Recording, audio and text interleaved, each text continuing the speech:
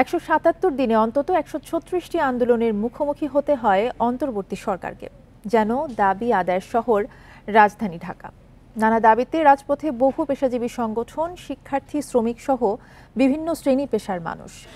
সড়ক অবরোধ, সচিবালয় ঘেরাও, এমনকি সহিংসতার ঘটনাও ঘটেছে এসব আন্দোলন ঘিরে। এ বিষয়ে আলোচনা করতে রাজধানীর লালমাটিয়া থেকে আমাদের সঙ্গে যোগ দিচ্ছেন সাবেক অতিরিক্ত সচিব আকম সাইফুল ইসলাম চৌধুরী। আপনাকে স্বাগত জানাচ্ছি ইন্ডিপেন্ডেন্ট সংবাদে। আপনার কাছে আমার প্রথম প্রশ্ন হচ্ছে, ১৭৭ দিনে অন্তত ১৩৬টি আন্দোলনের মুখোমুখি হতে হয় অন্তর্বর্তী সরকারকে। এই বিষয়টিকে আপনি কিভাবে দেখছেন? পাশাপাশি জানতে চাইব যে এটি কি দুর্বল সরকার ভেবে ফায়দা তোলার কোনো চেষ্টা কিনা? আমি পেছন থেকে শুরু করি। দুর্বল সরকার ভেবে ফায়দা তোলার চেষ্টা ঠিক না। ব্যাপারটা হচ্ছে যে অন্য সরকারের কাছে দাবি করবার মতন সুযোগ সুবিধাগুলো সেভাবে পেত না। তাদের না বলার সম্ভাবনা থাকতো, না বলার সুযোগ থাকতো। কিন্তু বর্তমান সরকারের যেটা সবচেয়ে দুর্বল দিক সেটা হচ্ছে যে তারা একটা আন্দোলনের ভেতর দিয়ে এসেছে, এবং যে আন্দোলনের পরে সরকারও মনে করে যে তাদের উপরে জনতার একটা অধিকার আছে, এবং জনতাও মনে করে যে আমাদের কথা শুনতেই হবে। ফলে যার যা মনের বাসনা, যে যখন যা চিন্তা করেছে সবকিছু নিয়ে রাস্তায় তারা নামতে পারছে, যেটা হয়তো আগে হলে হয়তো পারতো না। এখন সরকারের পক্ষে আসলে খুব যে দৃঢ় ভূমিকা নেওয়াটা এটা সম্ভব না। নিতে গেলেই তখন কথা হবে যে তাহলে তো আর আগের সরকারের সাথে পার্থক্যটা কি?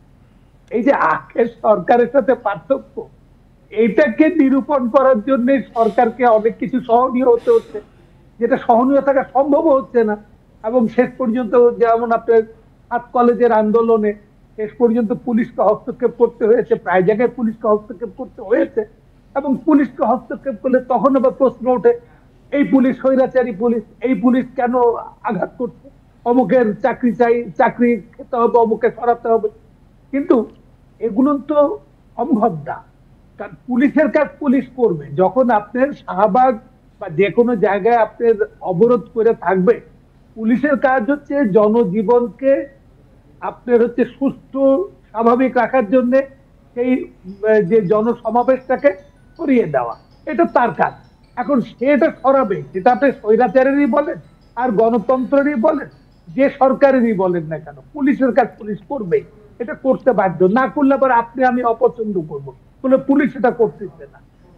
ফলে হচ্ছে কি, আসলে সরকারকে বিব্রত করা হচ্ছে মূলত এই দাবিগুলো নিয়ে। এটা বোধহয় রয়েছে, করা যেতে পারে। যেমনটা আপনি বলছিলেন, আসলে এই সরকারের ওপর একটা অধিকার থেকেই জনগণ আসলে বিভিন্ন দাবি দাওয়া নিয়ে রাস্তায় নেমে পড়ছে। কিন্তু এই যে আন্দোলন হচ্ছে, আন্দোলন ঘিরে চরম দুর্ভোগ কিন্তু পোহাতে হচ্ছে সাধারণ মানুষকেই। এই ধরনের ভোগান্তি কমাতে আসলে কি করা উচিত বলে মনে করেন? হ্যাঁ, আমরা আসলে যেটা মনে করছি সেটা হলো যে অভুক্ত মানুষ যখন সামনে খাদ্য পায় তখন কিন্তু খাবারে ঝাঁপিয়ে পড়ে। তারপরে যখন পেট টেট ভরে যায় তারপরে আপনি কিন্তু রয়ে রয়ে খায়। এখন দীর্ঘদিন ধরে দাবি আদায় করবার, দাবি পেশ করবার সুযোগগুলো ছিল না সেইভাবে।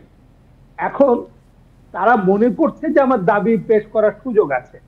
এখন কয়েকটা দিন হয়তো আরো এরকম যাবে, তারপরে সবাই বুঝবে যে এভাবে হয় না। এটা গভর্নমেন্টের কাছে একটা রিপ্রেজেন্টেশন দিলে, তাদের সাথে দেখা করে এটা হতে পারে। যেমন ধরেন 7 কলেজের আন্দোলনে যখন প্রোভাইস চ্যান্সেলর বললেন 2 জন দেখা করতে আসতে হবে, তখন কেন 2 জন, তখনও দল বেঁধে চলে গেল। এগুলোর মধ্যে আস্তে আস্তে রয়ে সয়ে ঠিক হবে। এটা কোনো মেকানিজম আছে বলে মনে হয় না যে ঠিক করবার জন্য। আরেকটা বিষয় একটু আপনার কাছে জানতে চাইবো যে এই সব আন্দোলনের পেছনে পতিত সরকারের কোনো ইন্ধন রয়েছে কিনা, এবং যেসব দাবি আসলে তোলা হচ্ছে, যেসব আন্দোলনে আসলে করা হচ্ছে, সেসব কতটা যৌক্তিক বলে আপনি মনে করেন? এখানে তো দুটো প্রশ্ন। প্রথমটা হচ্ছে যে পতিত সরকারের ইন্ধন আছে কিনা।